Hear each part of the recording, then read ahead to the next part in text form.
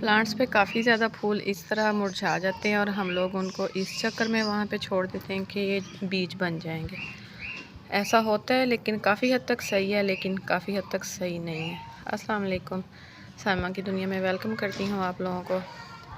अच्छा, प्लांट्स के ऊपर मैं फ्लावरिंग के ऊपर बात करने लगी हूँ कि जो फ्लावर्स पेंट हो जाते हैं तो हम लोग उसको हटाएं या नहीं हटाएं।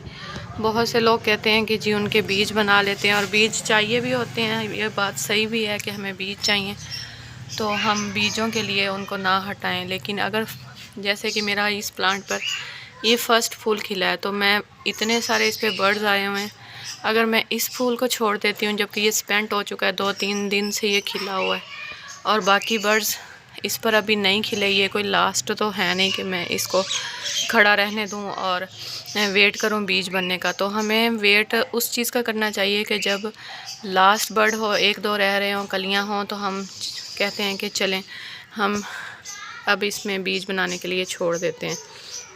तो इसी तरह मैं आज आपको बताऊंगी कि ये क्यों करनी चाहिए और किस तरीके से करनी चाहिए। अब बात आ गई क्यों करनी चाहिए। क्यों इसलिए करनी चाहिए कि जिस तरह ये फूल हमारा खिल चुका है, 3-4 दिन इसने हमारे इस पॉट को रौनक दी, हमारे घर में अच्छी सी इसने खूबसूरती बखेरी, तो अब ये ख़त्म हो चुका है। तो अब हमने इसको काट देना है ताकि ये जो दूसरे नए खिलने वाले फूल हैं, जैसे कि ये पहला था और ये अभी दूसरा है, आगे इसी तरह ये तीसरा बर्ड है, कली खिल रही है और इस तरह के ये चौथा है, तो इनकी खुराक भी ये लेगा। तो हमें ज़रूरी है कि हम इसको काट दें।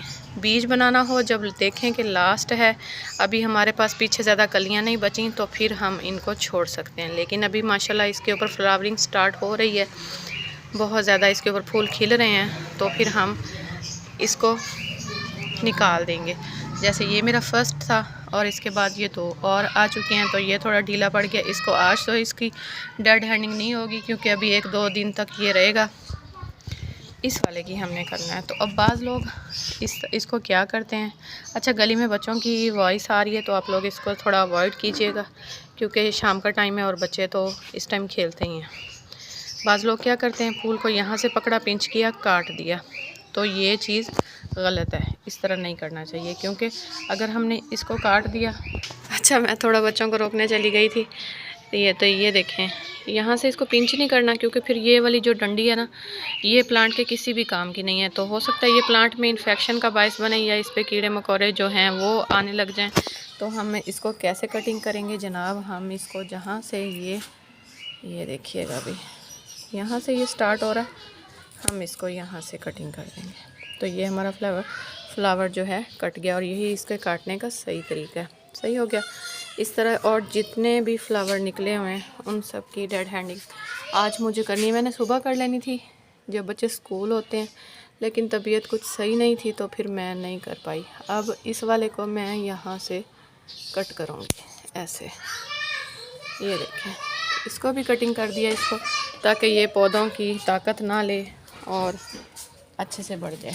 ये देखें, ये भी वीडियो बनाने के चक्कर में बेचारे कुछ ज़्यादा ही हो गए हैं, वरना मैं इनको पहले ही काट देती क्योंकि ये पहले फ्लावर है, तो काट देना चाहिए इनको ताकि बाकी फ्लावर की ये ताकत ना लें और अच्छे से खिलते रहें। यहाँ से मैं पहले ही काट चुकी हूँ।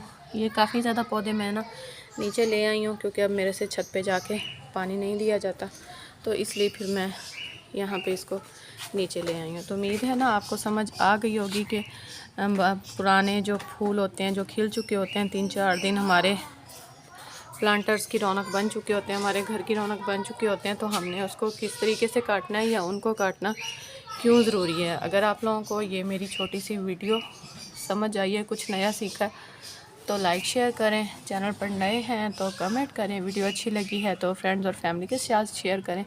मिलती हूँ नेक्स्ट वीडियो में, तब तक के लिए अल्लाह हाफिज़।